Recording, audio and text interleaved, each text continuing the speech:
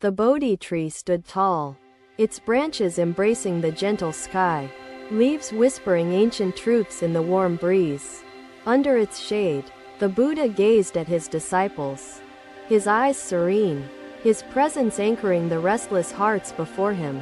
In his hand, the Buddha held a single grain of rice, small but luminous, like a jewel of cosmic essence. This grain is not a mere fragment of nourishment, the Buddha began, his voice gentle yet profound. Buddha sat cross-legged on the mossy ground, his face serene, his gaze swept over his disciples, pausing on one trembling figure. The disciples listened closely, their hearts absorbing the weight of his words as birds chorused in the verdant canopy above. To eat without mindfulness severs the thread tying us to the universal truth, the Buddha said, letting silence punctuate the teaching. Rise, child, and speak of your heart's burden. The young monk looked up, tears brimming, his voice trembling like autumn leaves. Master, I fear revealing my failures deeply. Buddha's eyes reflected compassion, drawing the monk closer with quiet reassurance. Recognize this as more than sustenance. It is a sacred gift of infinite effort and kindness, the Buddha intoned. His gaze soft, the disciples nodded, their hearts filling with gratitude, their minds opening like buds unfurling under the morning sun. Chew each morsel with the patience of the earth, allowing its essence to dissolve into the silence of your being, he instructed. Let each taste remind you that life sustains life through acts of mutual giving, he added, his presence grounding them. The young monk nodded uncertainly, his brow furrowing in thought. Yes, Master, but what has this pot to teach of vulnerability? Buddha smiled faintly, his voice calm and steady like a river. This pot once faced fire, fierce and consuming, yet it did not shatter. His fingers traced the pot's uneven rim, emphasizing its imperfections. The Buddha smiled, compassion shaping the contours of his face, his presence magnetic yet grounding, warm yet enlightening. There is no truth hiding. It dances openly in the rhythm of mindful eating, he assured, his gaze steady as rivers flow, rushing to discover more in haste. You overlook the beauty unfolding in the stillness of the present, he added thoughtfully. The disciple lowered his bowl, his mind retreating from the labyrinth of doubt to find footing in the Buddha's serene wisdom. Buddha's expression remained tender, unshaken by the monk's pain-filled declaration. He lifted the pot gently, holding it for all to see. This promise radiates outward, rippling into others' lives like water embracing a stone's fall into its depths, the Buddha continued.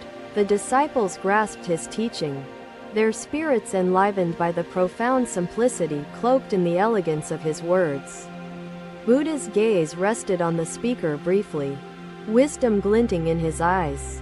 Indeed, yet within brokenness lies an unseen possibility for transformation, he replied softly. With measured deliberation, Buddha brought the pot down forcefully upon a stone. The sound of shattering clay rang through the grove, jolting the disciples. Mindful eating nurtures peace, a harmony that flourishes when your soul releases attachment to chaos and embraces simplicity, he answered. As food dissolves into your being, it teaches you the art of dissolving anguish into the embrace of presence, he added. Through mindfulness, even the act of eating becomes a sanctuary for the restless soul to find solace, the Buddha said. Quietly, the disciple smiled, hope replacing the shadows that had lingered in his eyes like transient clouds obscuring a mountain's peak. The Buddha observed his disciples, their spirits shifting like rivers carving new paths through landscapes once rigid. He gestured toward the sky, its expanse untouched by human limitation yet bound by cosmic rhythm's silent pulse.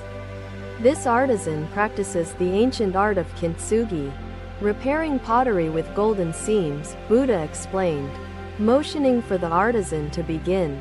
With delicate precision, The artisan joined the fragmented pieces, each seam now adorned with shimmering gold.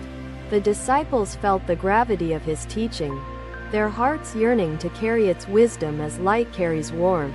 And so, the Buddha concluded, "Let each grain you eat be an offering, not just to your body but to the universe's harmony." The disciples bowed deeply, their souls aflame with gratitude and resolve, ready to live the teachings instilled under the Bodhi tree. Another day, another gathering. The Buddha and his disciples arrived at the lotus pond, its surface glimmering under twilight's tender embrace. The Buddha paused, his gaze fixed on the still water, reflections whispering truths shaped by the dance of light and shadow. "Today, I speak of mindful eating as the mirror within, revealing the essence hidden beneath the surface." He began softly. "Master, does this mean my flaws, too, can create something meaningful and beautiful?" His voice quavered with newfound courage, his posture less burdened. Buddha placed the pot in the monk's hands, his touch a silent reassurance. "Your flaws are not burdens, but doorways to greater understanding and compassion," Buddha said. "Do not fear your truth." The grove seemed to breathe in unison, the disciples' hearts swelling with the weight of the teaching. One older disciple asked, "Master, how do we find the courage to face our brokenness without retreating into fear?" Buddha turned his gaze toward the river, its waters catching the last rays of sunlight. One disciple questioned, "If reflection is clouded, how do we know whether what we see is truth or illusion?" The Buddha turned to him, compassion glimmering in his eyes like starlight weaving through the night's expanse. "Truth exists not in perfection but in the acceptance of imperfections as integral to life's beauty," he said calmly. "We are all vessels, tested by life's fires, cracked and mended countless times," Buddha continued.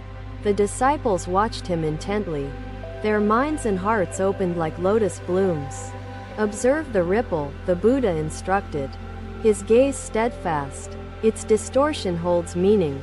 It reflects a lesson hidden in its flow. The lesson is this: imperfection in reflection does not diminish its truth. It merely reveals the dynamic nature of existence," he said. "Master, your words have given me strength to reveal my true self," he said earnestly. Buddha's smile warmed him like the gentle glow of a lantern in the dark. One disciple asked, "If each morsel reveals emotions, how do we ensure these emotions do not dictate our actions?" The Buddha paused, as though drawing strength from silence, then spoke, his voice steady like mountains anchoring restless winds. "Emotions must neither be suppressed nor exalted. They are rivers carrying you forward, but not steering your destination," he explained softly. "To eat mindfully is to honor the emotions without allowing them to overpower the wisdom of your choices," he continued deeply. The disciples nodded, their hearts understanding the dance between emotion and reflection, clarity and acceptance, simplicity and depth. Mindfulness is not about perfection. It is the act of embracing the raw, unfiltered truth without fear or resistance, he said. The Buddha leaned closer to the pond, his movements slow, deliberate, as though time itself lingered out of respect for wisdom. He dipped his fingers into the water, creating ripples that spread outward, touching the bank, the disciples, the universe itself. Each ripple reflects intention. Each bite echoes your inner resolve. Harmony is born when reflection and resolve align, he explained. A young acolyte approached cautiously, her steps hesitant, her gaze heavy with unspoken sorrow. Buddha looked at her with serene compassion, inviting her to speak of her burden. Mindful eating unveils the truth that the universe and the self are mirrors of each other. Reflections intertwined eternally, he said. He gestured toward the moonlit water, its surface shifting gently, resonating with the cosmic rhythm flowing through all existence. Her words hung in the air, poignant and raw, drawing the attention of the disciples surrounding them. Buddha gazed at the water, its stillness rippling faintly as he dipped a finger into it. The Buddha observed their faces, each carrying shadows and light, just as the pond carried the reflections of moonlit clouds. Let mindful eating guide you in polishing the mirror within, to see clearly, and to radiate the truth outward, he said gently. His disciples bowed deeply, their hearts resolved to carry his words, not as burdens, but as gifts of profound simplicity. A young disciple hesitated, looking at the pond, his thoughts swirling, seeking something deeper, yet fearing what he might uncover. The acolyte wiped away tears, her voice trembling as she asked, "Master, how can I bloom when love abandons me?" Buddha turned to her, his eyes filled with a tender understanding that seemed infinite. Love does not abandon, child. It transforms and guides, like the water shaping the roots of this lotus. He placed the flower back onto the pond, watching it float gracefully, carried by the gentle currents. The mud that surrounds the roots nourishes the lotus, granting it strength to rise above. Buddha continued, "Remember, mindful eating is not merely nourishment but the cultivation of clarity, compassion, and understanding within yourself," he concluded. The disciples reflected on his teachings, their thoughts rippling outward, like the pond embracing each stone dropped into its depths. The disciples murmured among themselves, their minds churning with the depth of his words. Seeking understanding, Buddha turned his attention back to the acolyte, whose sorrow now carried faint traces of curiosity. He reached into the pond, drawing another lotus closer, its reflection shimmering beneath its petals.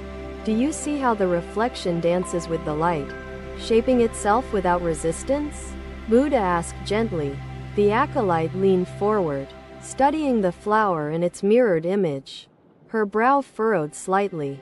"Yes, Master, but the reflection is not the lotus. It is fleeting, impermanent," she said hesitantly. "This stone carries the marks of its journey, shaped not in isolation but through constant interaction with the water," he said. In mindful eating, each bite carries the potential to ripple outward, touching lives beyond your own. The Buddha continued thoughtfully. Love is much like this reflection, unbound, shifting, yet always present in different forms, he explained. A ripple disturbed the pond's surface as a bird dipped its beak, scattering the lotus reflection momentarily. "Does this mean love's impermanence is its true nature?" the acolyte asked, her voice tinged with wonder. Buddha's gaze followed the bird as it flew away, its wings beating rhythmically against the air. "Let gratitude guide your intention, transforming each bite into energy that serves kindness and uplifts others," he added gently. Another disciple asked, "How can eating become an act of service when it feels solitary in nature?" The Buddha smiled, his gaze warm, his answer bridging solitude with interconnectedness, individual action with universal impact. Even in solitude, each bite you take sustains you to serve others, to nurture compassion through your words and deeds, he said. As the river flows beyond its banks, your mindful eating flows into the lives of others, he explained thoughtfully. The acolyte's eyes glistened as she gazed at the lotus floating serenely, her heart stirring with newfound clarity. "Master, your teaching eases my sorrow. I wish to bloom as the lotus does," she said earnestly. Buddha placed a hand lightly on her shoulder, his touch radiating comfort and strength in equal measure. "Each bite sustains you not for indulgence but for purpose, to fulfill your potential in embodying kindness and serving others," he said. He observed the disciples, their faces reflecting curiosity and resolve, their hearts embracing the wisdom unfolding in his words. The disciples observed silently, their hearts touched by the acolyte's vulnerability and Buddha's timeless wisdom. A soft breeze stirred the grove, carrying with it the fragrance of the blooming flowers and the acolyte's renewed hope. Mindful eating is the foundation upon which compassion grows. Nourished by gratitude and guided by humility, he added gently. The disciple nodded, his heart steadying, his mind finding balance between giving and receiving, solitude and interconnectedness. Let us move forward, carrying love like a lotus blooming with resilience. Free from attachment yet rooted in truth, Buddha said. The disciples followed, their steps lightened by his guidance, their hearts blooming like flowers touched by sunlight. The ripple carries the essence of intention, its expansion reflecting the impact of even the smallest acts, he explained calmly. Mindful eating is such an act. Its ripples transform not only the self but the world in ways unseen, he continued. Thank you, Master, she whispered, her voice steady and clear as she turned to join the others. Buddha walked ahead, his silhouette framed by the glow of the rising sun, his teachings woven into the very air. The grove remained silent, the pond still, as though absorbing the echoes of wisdom shared within its embrace. Another day had passed, yet the disciples carried its lessons with them, finding beauty in vulnerability.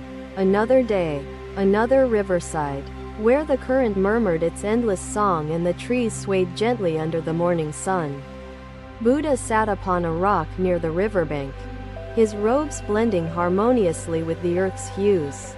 His disciples bowed deeply, their hearts carrying his words like vessels of wisdom flowing into the infinite sea of existence. The river continued its journey, its waters merging with the universe, carrying the Buddha's teachings as silent ripples of truth. Master, he began, his voice trembling, I have sought wisdom tirelessly, yet enlightenment eludes me. Why do I feel so inadequate? Buddha regarded him with eyes that seemed to encompass the vastness of the river and time itself. Thank you for watching. Buddha's teachings are always with you. Subscribe to our channel and we will see you in the next video.